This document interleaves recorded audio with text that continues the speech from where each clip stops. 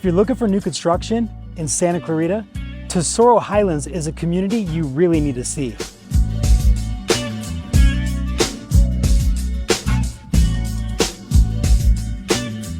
We're up in Tesoro Highlands here in Valencia, a new master plan community. We've got two builders up here, Lennar and Toll Brothers, offering different styles and layouts.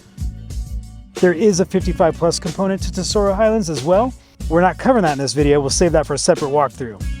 This area really appeals to people that want new construction, open space, and that plain community feel.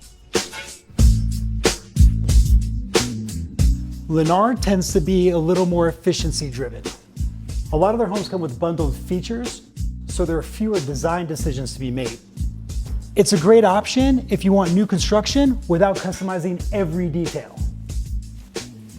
Toll Brothers is more on the luxury and the customization side. You get more design choices, higher end finishes, and structural options. This appeals to buyers that want more control over how the home feels and functions. Tesoro Highlands resonates with a lot of buyers because of the views, the setting, and the modern layouts, especially buyers relocating to Santa Clarita. We've seen a lot of buyers come up from Glendale, Burbank, Pasadena, even West Valley like Porter Ranch. They're looking for newer homes, modern layouts, and communities that are thoughtfully planned, all for a much better price. Another big reason is that amenities are built into the community. You've got things like pools, a clubhouse, fitness center, parks, trails, even tennis and pickleball, all without having to leave the neighborhood. For relocation buyers, that lifestyle convenience is a big part of the appeal. For buyers who want move-in ready, without a lot of remodeling, this checks an awful lot of boxes.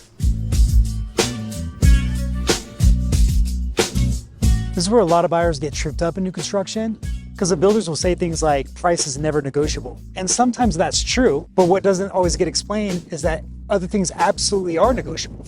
We helped 15 families purchase new construction just last year. And the biggest issues always come down to contracts, deposits, and incentives.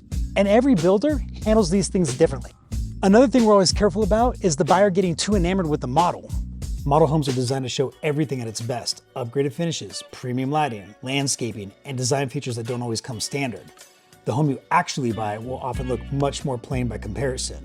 Pro tip, before making a final decision, we always recommend walking a home that's just been completed, so you can get a true feel for what you're actually buying as a vanilla shell. Another big one buyers don't always budget for is the backyard.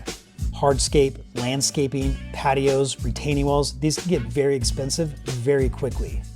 And in many communities, there's also a deadline to have the backyard completed after you close. If you miss that window, you could be dealing with HOA issues, extra approvals, or even fines. These are the things we want buyers thinking about before they sign anything. Things buyers should be asking, but often don't include: when does the deposit become non-refundable? New construction contracts are very different than resale because contingency periods do not have to be signed off on by the buyer. They just fall off, meaning your deposit becomes non-refundable without you knowing that date came and passed. Can the price change after you sign?